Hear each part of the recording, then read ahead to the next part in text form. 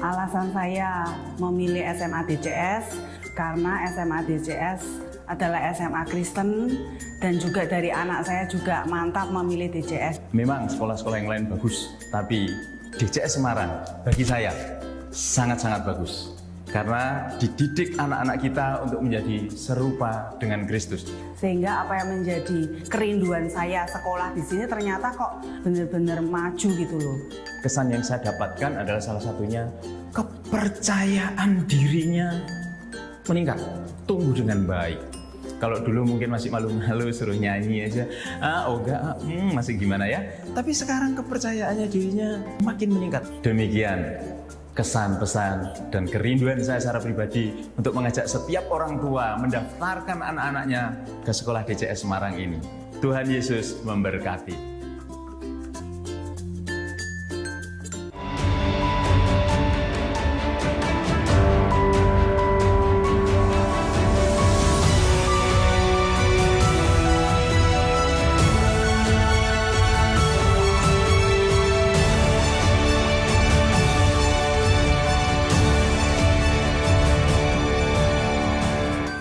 Shalom, salam damai sejahtera bagi semua yang sudah siap menyatukan hati beribadah. Setiap hari adalah rahmat baru bagi orang yang mengasihi Dia. Carilah dahulu kerajaan Allah dan kebenarannya, maka semuanya itu akan ditambahkan kepadamu. Jangan ketinggalan untuk terus mendapatkan makanan rohani bagi jiwa kita yang tersedia melalui renungan harian dan bina iman setiap hari. Anda kami ajak menyembah di pagi hari.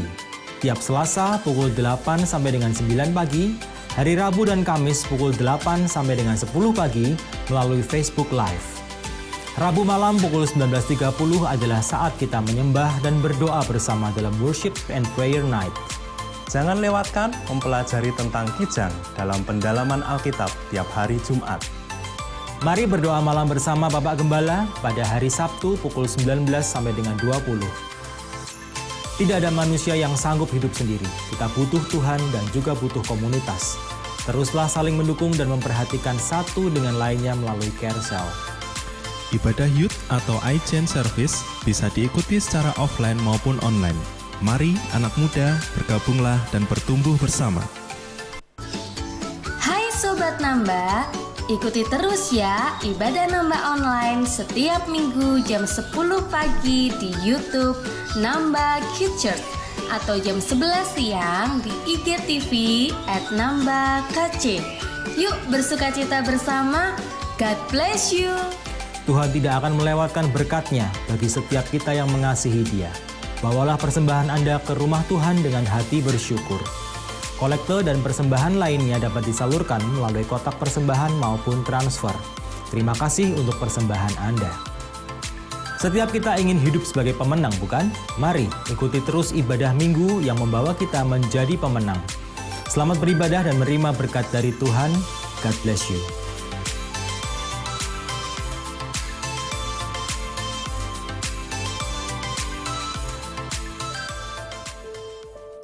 Shalom Bapak Ibu Saudara. Shalom. Hari yang luar biasa. Hari yang dijadikan Tuhan penuh dengan berkat hari ini. Kita akan bersama-sama bersekutu, memuji dan memuliakan Tuhan. Dan kita menikmati hadirat Tuhan pagi hari ini. Dan percaya Tuhan bertata di atas puji-pujian umatnya. Mari kita sama-sama berdoa. Tuhan, kami sungguh bersyukur pagi hari ini.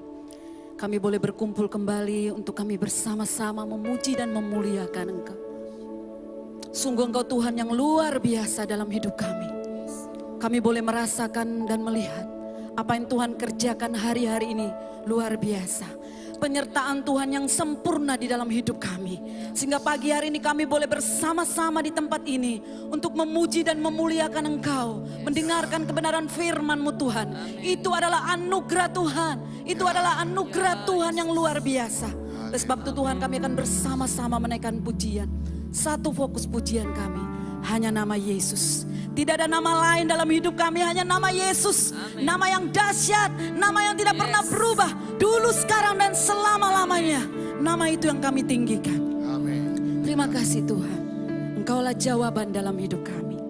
Di dalam nama Yesus, kami berdoa, kami bersyukur. Haleluya, haleluya. Amin. Mari sama-sama kita membawa pujian hanya bagi Tuhan pagi hari ini.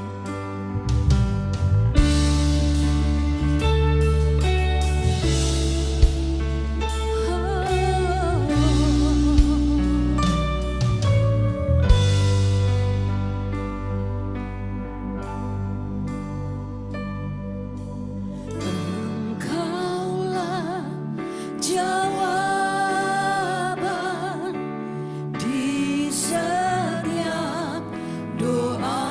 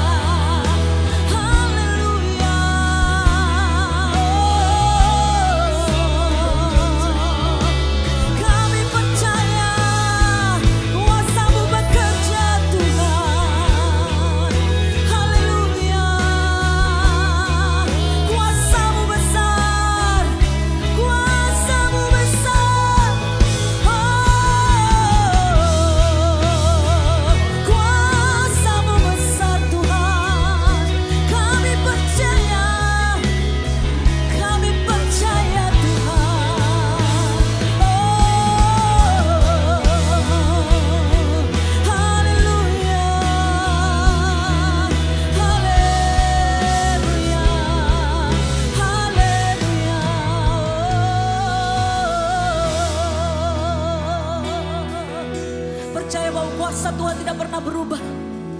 Kuasanya dahsyat, amin. Kuasanya dahsyat.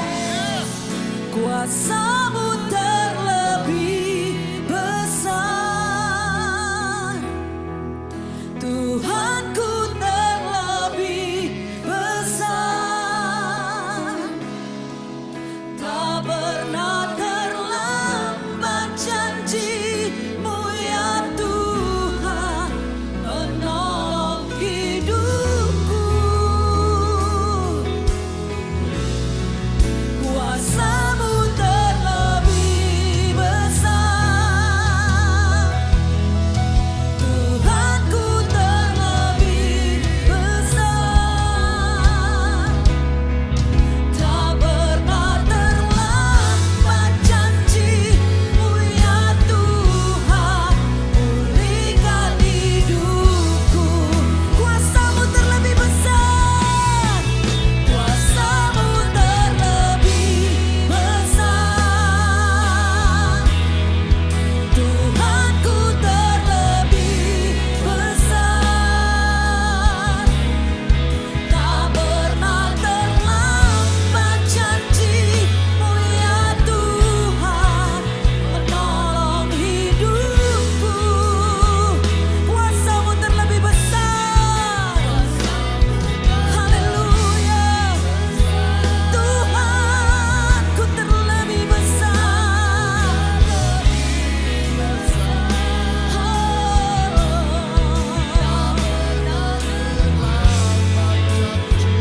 Oh ya Tuhan, pulihkan hidupku. Ku percaya Kau bekerja, mendatangkan kebaikan, mendatangkan kebaikan di hidupku. Takkan ku percaya, oh Kau bekerja Tuhan, Kau bekerja, mendatangkan kebaikan, mendatangkan kebaikan.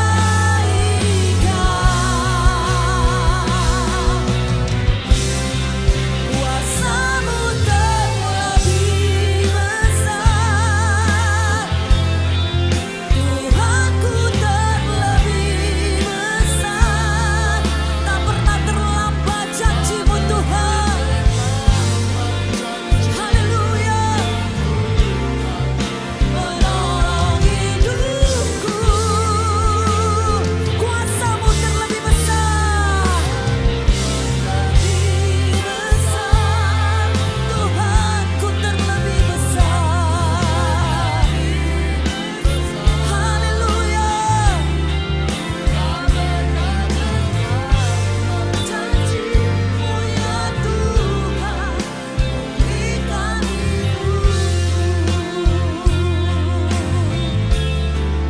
Tak pernah terlambat janji-Mu ya Tuhan, pulihkan hidupku.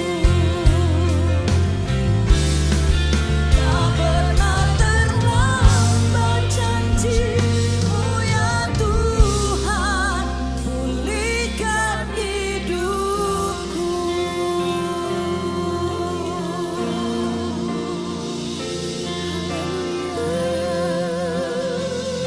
Terima kasih Yesus. Inilah iman percaya kami Tuhan, bahwa kuasa-Mu besar, maha kuasa, maha mulia. Engkau berkuasa atas segala sesuatu Tuhan. Karena itu hati kami dikuatkan. Biar hadirat-Mu terus menguatkan hati kami. Harapan kami menjadi kuat. Biar kami terus berpegang kepada Engkau sampai pada akhirnya. Mari Tuhan, saat ini Engkau yang akan membentuk hati kami. Roh Kudus kerjakan. Pegang erat kami semua. Juga hamba-Mu. Biar Engkau saja yang beracara. Dikuduskan nama-Mu di tengah-tengah kami. Di dalam nama Tuhan Yesus Kristus. Amin.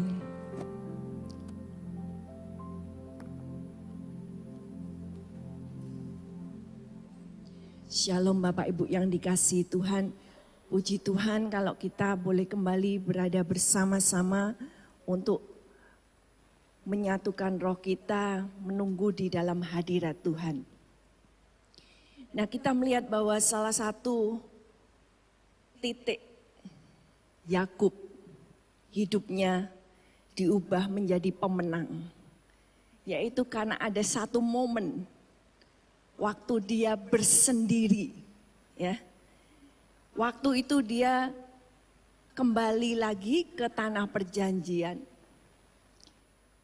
Dan selagi dia akan menghadapi kakaknya Esau yang sangat dia takuti. Karena ada perseteruan, permusuhan. Dia menyeberangkan keluarganya, dia menyeberangkan harta miliknya. Tapi setelah dia menyeberangkan semuanya, kemudian dia tinggal seorang diri.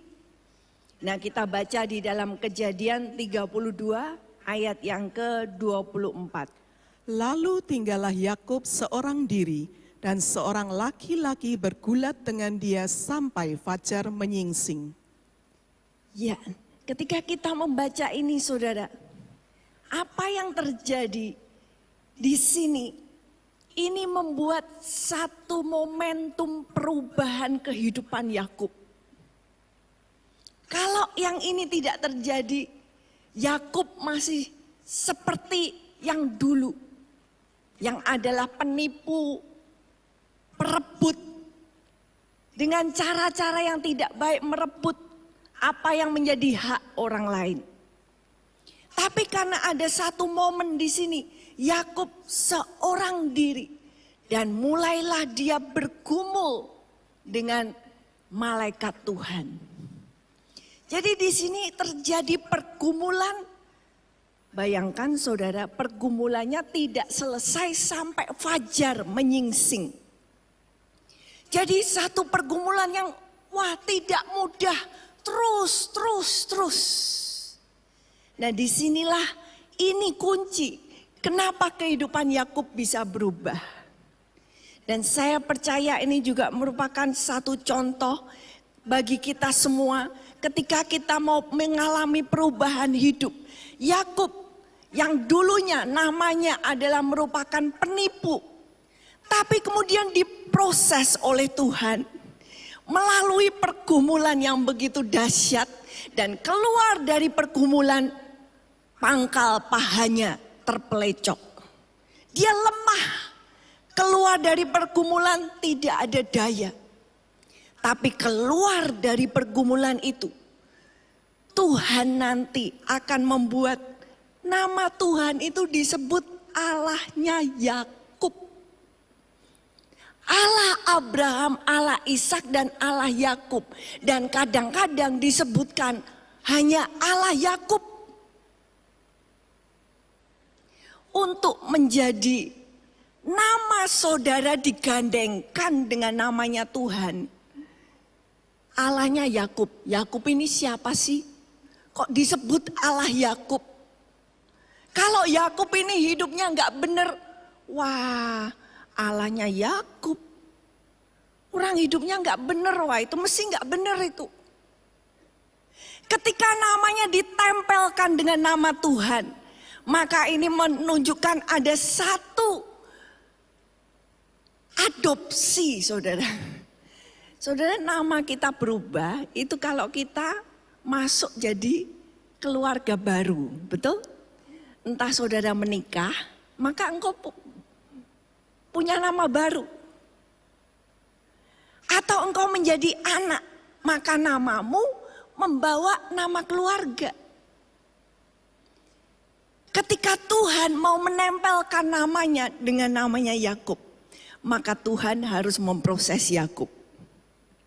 Karena itu tujuan khotbah pada pagi hari ini yaitu bagaimana saudara dan saya menyendiri dengan Tuhan agar bisa berdiri tegap menghadapi masalah-masalah kita, menghadapi situasi kita.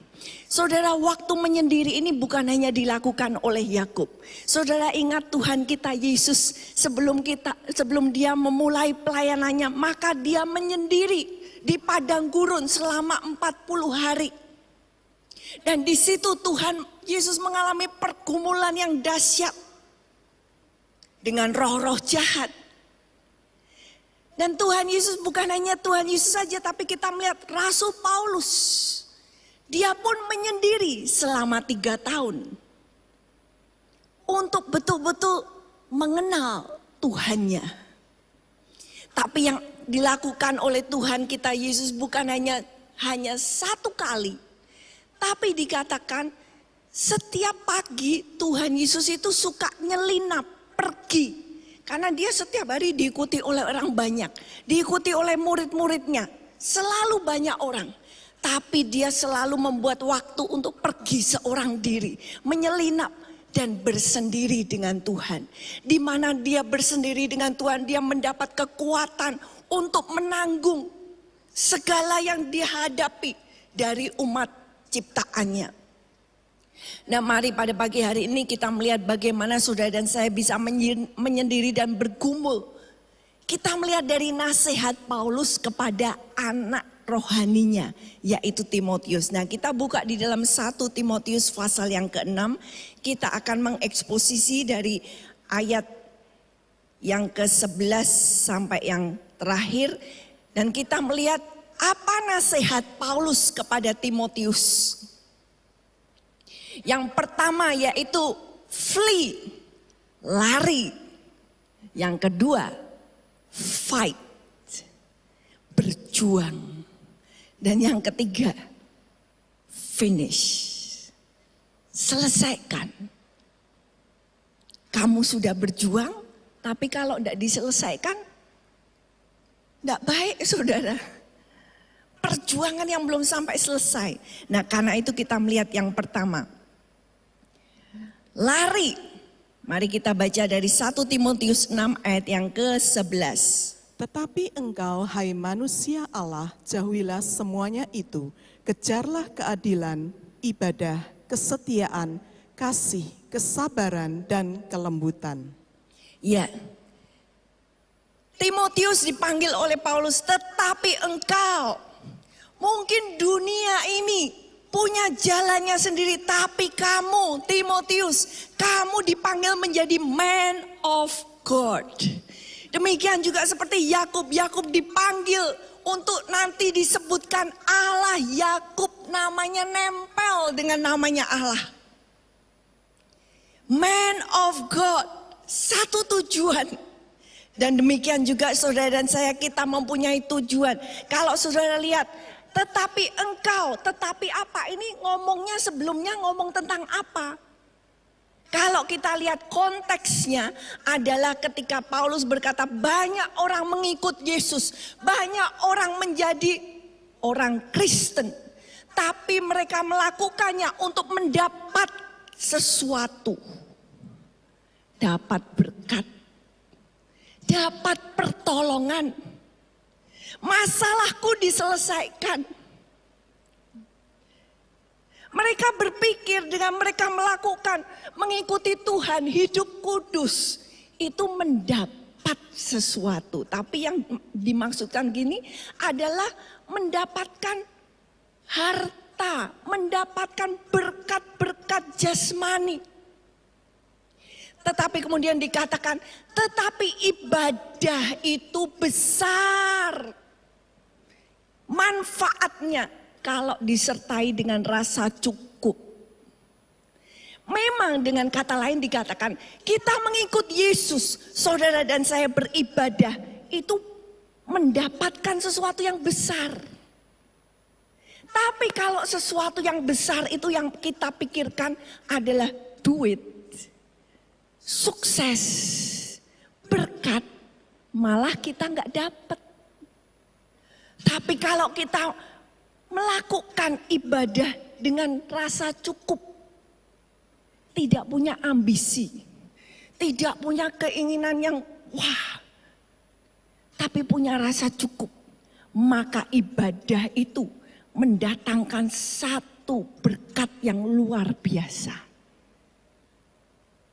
Nah, saya rasa kita pun saat ini hidup di saat-saat yang seperti ini. Banyak orang ikut Yesus karena ingin mendapatkan pertolongan, ingin mendapatkan berkat.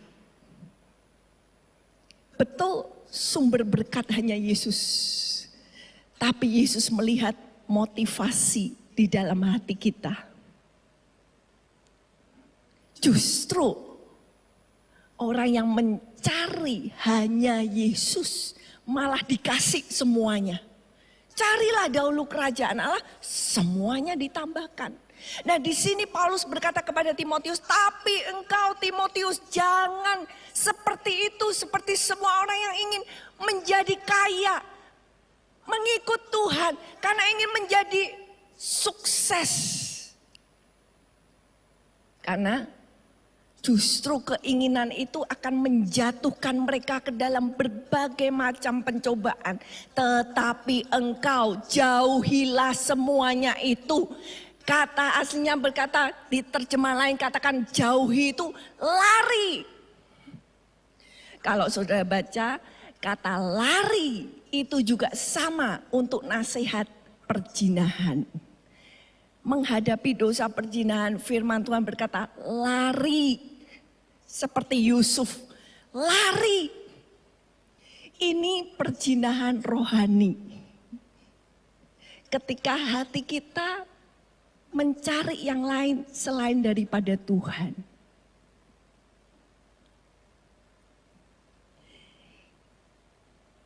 Dan untuk itu kita harus lari. Yakub, dia menerima suara Tuhan. Yakub kembali. Maka dia kembali dari timur, dia kembali ke barat. Timur itu artinya menjauh dari Tuhan. Tuhan suruh dia, ayo kembali. Dan dikatakan, kejarlah keadilan atau terjemahan yang lebih baik, kebenaran, ibadah, kesetiaan, kasih, kesabaran, dan kelemah lembutan. Ketika saudara dan saya lari dari dunia, maka kita harus mengejar sesuatu. Ada arah, ada tujuannya. Apa yang dikatakan dengan keadilan di situ, yaitu dari kata dia dikaiosune, itu artinya kebenaran. Kondisi yang layak bagi Tuhan. Approved by God. Tuhan bilang, ya kamu benar. Benar di hadapan manusia dengan benar di hadapan Tuhan kadang berbeda jauh. Lebih sukar benar di hadapan Tuhan. Karena Tuhan menyelidiki hati. Arti kata keadilan yang bahasa Indonesia tadi artinya yaitu secara umum kebenaran atau juga pengajaran yang membawa seseorang sampai masuk dalam kebenaran diterima oleh Tuhan. Artinya integritas, kemurnian hidup. Benar dalam pikiran, perasaan, dan perbuatan. Tapi juga dalam arti yang lebih sempit. Artinya adalah adil. Jadi saudara, kita harus mengejar di dalam hidup kita. Bukan hanya keadilan, tetapi hidup kita di dalam seluruh kehidupan kita itu.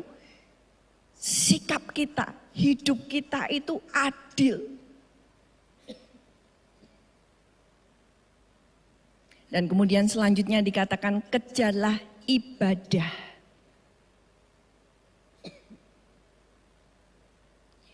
Kejarlah keadilan, ibadah, atau kata lain godliness. Dari kata asli eusebia, artinya kita hormat kepada Tuhan. Punya rasa takut wekar, hormat kepada Tuhan. Dan saya rasa ini yang harus kita punyai.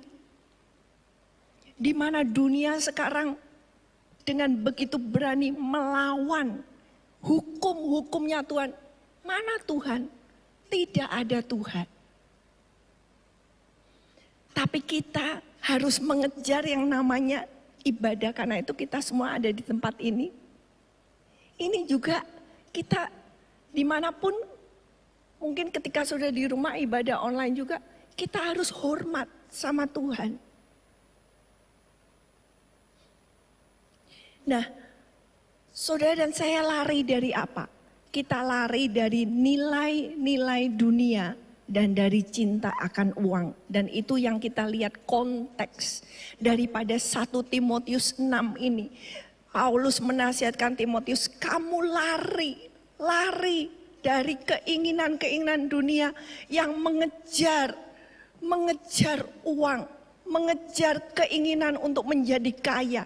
Dan yang kedua, setelah lari, Anda harus yang namanya fight, the good fight of the faith. Coba tolong dibacakan 1 Timotius 6 ayat yang ke-12. Bertandinglah dalam pertandingan iman yang benar dan rebutlah hidup yang kekal. Untuk itulah engkau telah dipanggil dan telah engkau ikrarkan ikrar yang benar di depan banyak saksi. Iya, Yakub setelah dia kembali menuju tanah perjanjian dan di situ dia bergumul. Nah, di sini saudara dan saya, kita juga setelah kita lari dari dunia, kita harus bergumul. Ada saat-saat di mana saudara menanggalkan manusia lama itu tidak gampang. Saudara harus bergumul dengan keinginanmu. Bergumul dengan rasa, loh kok aku mengalami seperti ini. Dikatakan bertandinglah dalam pertandingan iman yang benar. Dikatakan fight. Jadi saudara dan saya harus punya roh untuk berjuang. Apa itu? Pertempuran apa yang kita hadapi? Inilah pertempuran iman. Apa artinya? Yaitu siapa sih yang betul-betul saudara percayai? Siapa yang menjadi sandaranmu? Orang-orang yang mencari kesuksesan, mencari uang. Mereka percaya dengan uang, mereka bisa melakukan segala sesuatu. Uangnya nerobos. Tapi ketika kita bertanding dalam pertandingan iman, kita di dalam ini, saudara menang di dalam. Saudara bisa menang bersama dengan Tuhan, mengalahkan manusia lamamu, kedaginganmu, baru engkau bisa menang menghadapi masalah-masalah hidupmu. Saudara menang mengampuni dirimu sendiri, baru engkau bisa menang mengampuni orang lain. Selama engkau tidak menerima pengampunan dari Allah, engkau juga nggak bisa memberikan pengampunan pada orang lain. Dan pergumulan ini harus dilakukan di dalam waktu kita bersendiri dengan Tuhan. Mungkin ketika saudara datang di tempat ini, pusatkan hati dan pikiranmu kepada Tuhan. Supaya engkau bersendiri dengan Tuhan. Berfokus dengan Tuhan, Tuhan, bicara Tuhan ke dalam hatiku. Dan di sini kita berjuang, perjuangan ini, fight the good fight of faith. Apa yang diperjuangkan? Paulus berkata kepada Timotius, aku memerintahkan kepada kamu, ayat yang ke-13, supaya kamu mentaati perintah-perintah Tuhan, sampai ayat yang ke-14, tanpa noda ataupun celah. melakukan segala ketaatan tanpa noda dan celah sampai Tuhan Yesus datang. Jadi berjuang untuk menjadi sempurna. Tuhan mau ketaatan saudara dan saya bukan hanya good enough. Kalau kita sekolah ya dapat nilai 7 kan sudah cukup bagus. Tapi kalau ketaatan sama Tuhan nilainya 7 belum. Ketaatan sama Tuhan nilainya 9 itu belum. Berarti ada masih yang belum taat. Ketaatan dengan Tuhan harus 100. Artinya apa saudara? Kita mentaati Tuhan dalam keuangan kita. Saudara mentaati Tuhan dalam keluargamu. Apakah engkau sudah taat pada Tuhan dalam hubungan suami istri? Istri sudah tunduk, suami sudah mengasihi.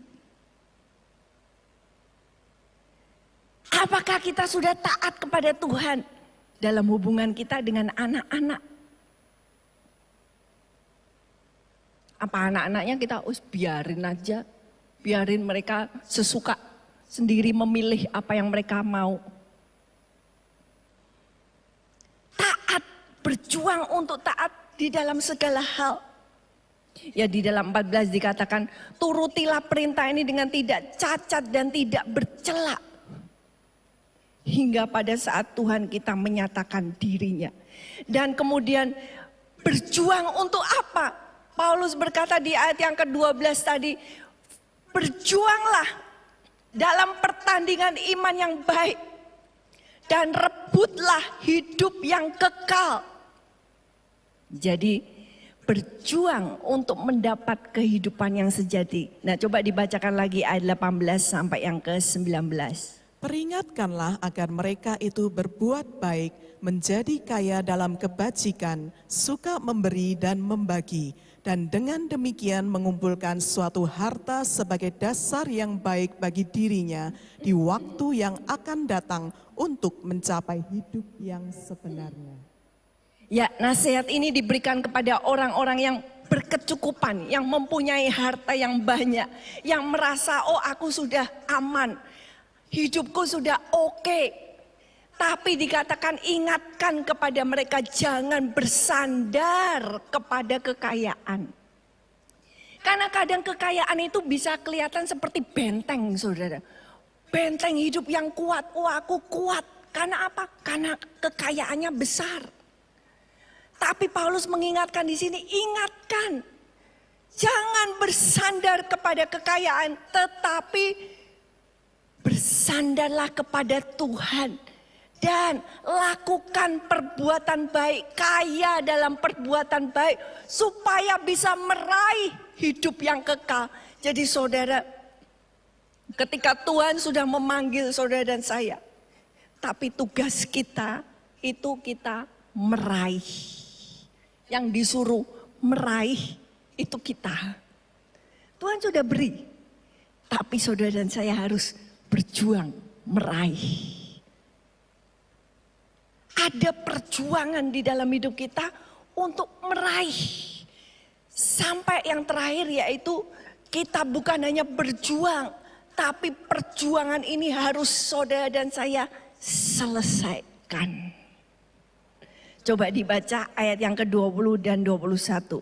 Hai Timotius, peliharalah apa yang telah dipercayakan kepadamu. Hindarilah omongan yang kosong dan yang tidak suci dan pertentangan-pertentangan yang berasal dari apa yang disebut pengetahuan. Karena ada beberapa orang yang mengajarkannya dan dengan demikian telah menyimpang dari iman. Kasih karunia menyertai kamu. Amin. Tidak bisa dipungkiri pertandingan ini karena ini sesuatu pertandingan yang tidak kelihatan saudara.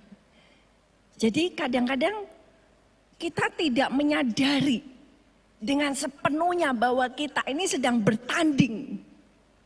Kita ini sedang berjuang. Dan kalau sudah lihat, ini sangat menyedihkan. Apa yang terjadi ketika seseorang sedang bertanding, tapi belum sampai akhir, dan dia sudah jatuh. Jatuhnya entah karena tersandung, jatuhnya karena lelah, atau capek, atau digoda oleh lingkungannya yang membuat dia berhenti, tidak melanjutkan. Ketika sudah lihat gambar itu, kita sedih bukan melihat orang yang jatuh, rasanya aduh.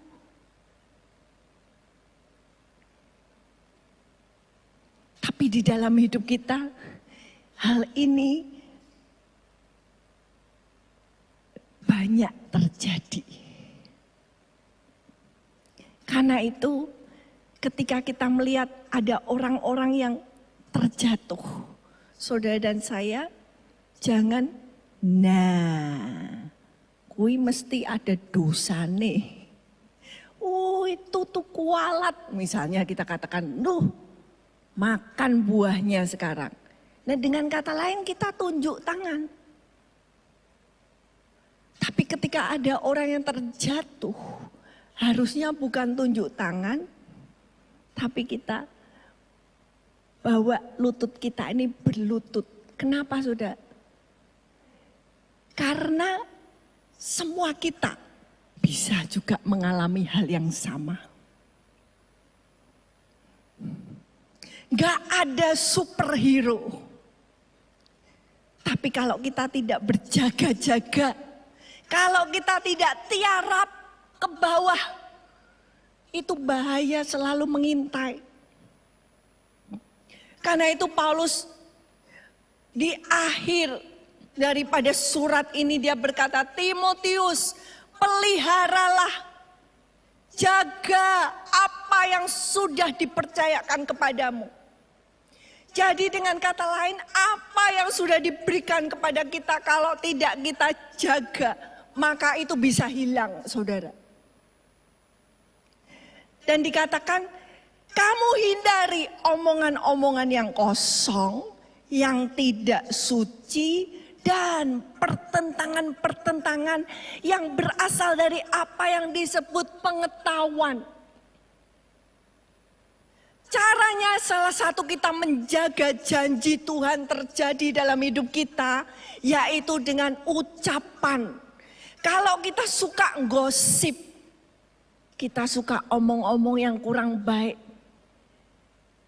itu tidak menjaga benih yang Tuhan taruh dalam hidup kita. Apalagi dengan omongan yang isinya bertentangan. Artinya argumen. Atau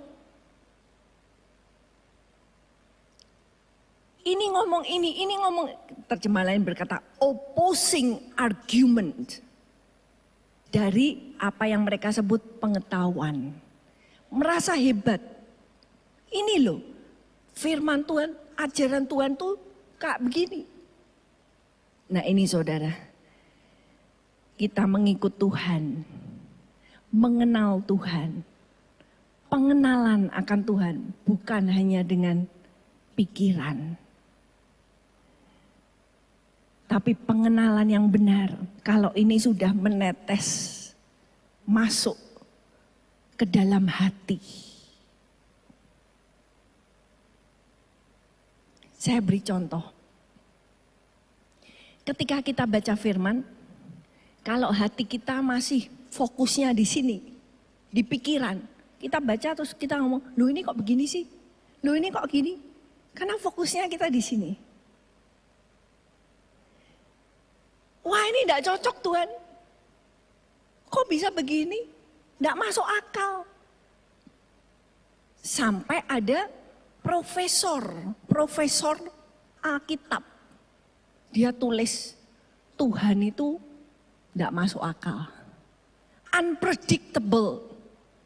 Kadang dia marah, kadang dia begini. Ini profesor Alkitab.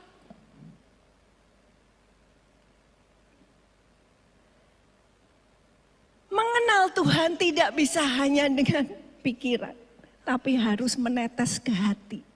Orang yang dengan hati datang ke firman, maka ketika dia menemukan hal-hal yang, lu kok begini ya, tidak tahu. Tapi hatinya, Tuhan, aku percaya ini firman-Mu Tuhan. Aku percaya Engkau punya bisa menerangkan hal ini. Kita menerima otoritas daripada firman Tuhan. Nah, dengan saudara punya hati seperti itu, maka engkau bisa sampai garis akhir. Tapi kalau hati kita sukanya mengkritik, bahkan mengkritik Tuhan, mengkritik kebenaran Tuhan, ini enggak cocok. Kita harus adaptasi ke zaman sekarang.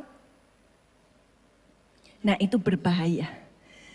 Karena dikatakan ada beberapa orang yang mengajarkannya dan dengan demikian telah menyimpang dari iman. Dikatakan bukan hanya mengajarkan tetapi mengikuti pengajaran seperti itu, dan dengan demikian mereka menyimpang. Arti kata menyimpang ini saudara, kalau kita mau melihat, yaitu mempunyai arti belok sedikit. Atau artinya tidak tepat sasaran. Jadi Tuhan itu punya sasaran bagi hidup saudara dan saya. Apa yang saya harus lakukan, sasaran Tuhan dalam hidup saya mungkin berbeda dengan Anda semua. Setiap kita berbeda. Tapi intinya sama, hidup kudus. Nah, Tuhan punya sasaran dalam hidup kita harus nembak nomor 10. Tapi kalau saudara dan saya tembaknya nomor 7, nomor 6, itu miss the mark. Harusnya 10, tapi kenanya 7.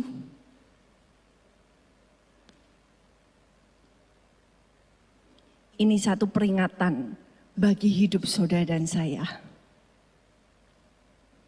Hanya Roh Kudus yang bisa menolong saudara dan saya untuk tidak miss the mark.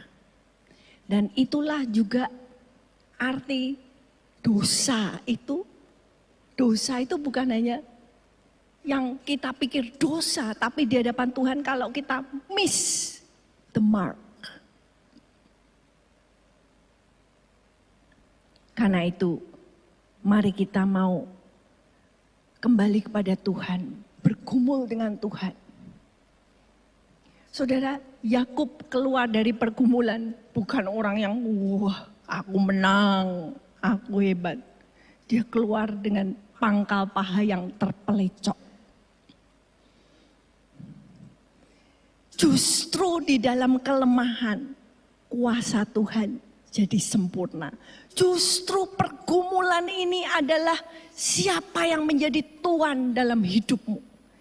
Ketika kita menyerah kepada Tuhan, ya Tuhan, Engkaulah tuan dalam hidupku. Tolong aku gak bisa. Dengan kekuatanku sendiri, aku tidak mampu. Mari kita mau datang pada Tuhan. Kita mau minta, mari Roh Kudus, tolong kami. Tuntun kami dalam kehidupan ini. Mari kita mau sama-sama bangkit berdiri.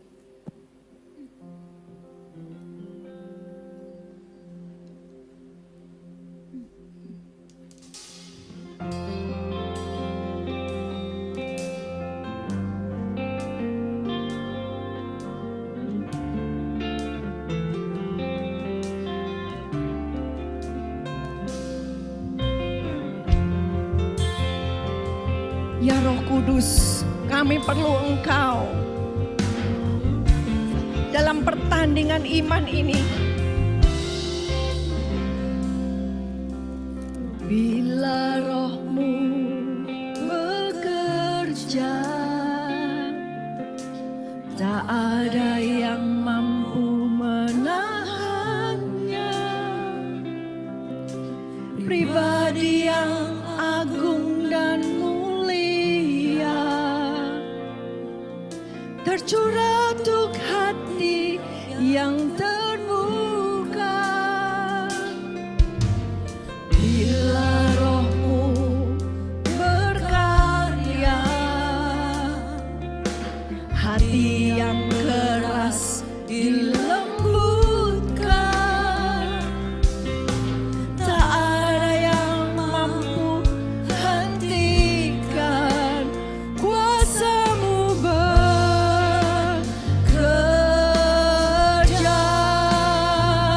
Ini waktu-Mu Roh Kudus, penuhi setiap hati yang haus akan-Mu. Ku lakukan perkara yang mustahil setiap hari, bergerak dengan tuntunan ilahi. Oh, kami perlu Roh-Mu Tuhan. Bila Roh-Mu bekerja, tak ada yang mampu menahannya. Pribadi yang agung dan mulia, tercurah untuk hati yang terbuka. Bila Roh-Mu berkarya, hati yang keras dilembutkan. Tak ada yang mampu hentikan kuasa-Mu bekerja.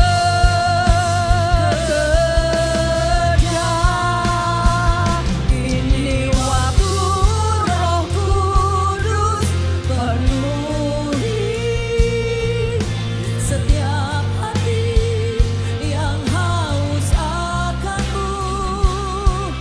Ku lakukan perkara yang mustahil setiap hari, bergerak dengan. Ini waktu-Mu Roh Kudus, penuhi setiap hati yang haus akan-Mu. Ku lakukan perkara yang mustahil setiap hari, bergerak. Katakan lagi, ini waktu-Mu Roh Kudus, penuhi setiap hati yang haus akan-Mu. Ku lakukan perkara yang mustahil setiap hari, bergerak dengan tuntunan ilahi.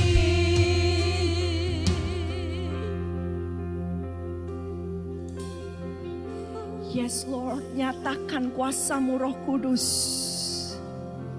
Nyatakan keajaiban-Mu. Nyatakan dalam hidupku. Nyatakan,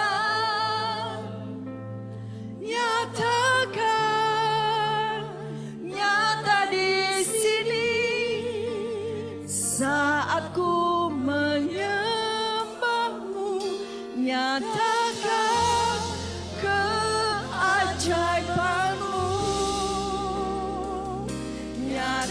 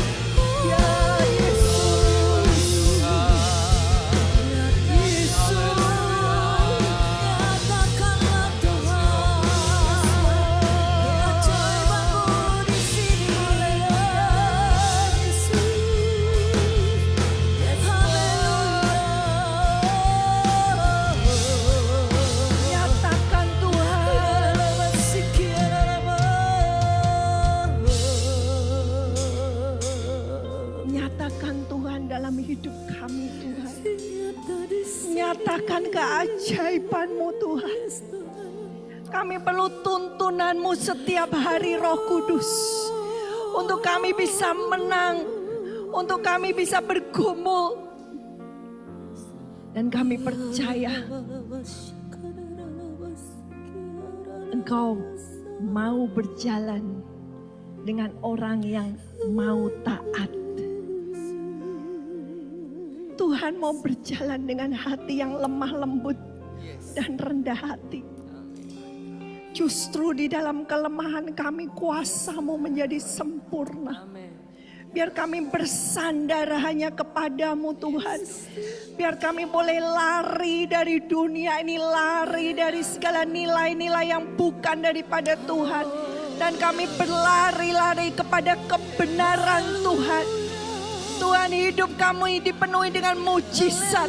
Hidup kami dipenuhi dengan keajaiban demi keajaiban. Karena bukan kami yang melakukannya, tetapi Tuhan, Roh-Mu yang dahsyat yang melakukannya di dalam hidup kami. Terima kasih Tuhan, terima kasih. Nyatakan Tuhan, nyatakan bukan hanya di dalam hidup kami, nyatakan di dalam gereja kami, nyatakan di dalam kota kami, nyatakan di dalam bangsa kami Tuhan. Keajaiban-keajaiban-Mu Tuhan, mujizat-mujizat-Mu terjadi Tuhan. Haleluya, haleluya. Karena Engkau Allah yang dahsyat, Engkau Allah yang ajaib. Terima kasih Tuhan. Biar ketika kami berserah, kami mendapatkan kekuatan yang dahsyat untuk bertahan dan menang. Dan sebelum kami berpisah, kami mau menadakan tangan kami. Berkat yang terbaik datang dari atas. Kiranya Tuhan memberkati engkau dan melindungi engkau. Dan Tuhan menyinari engkau dengan wajah-Nya, memberikan engkau kasih karunia. Dan Dia menghadapkan wajah-Nya kepadamu dan memberikan engkau damai sejahtera. Sekarang sampai selama-lamanya di dalam satu nama Tuhan Yesus Kristus. Amin.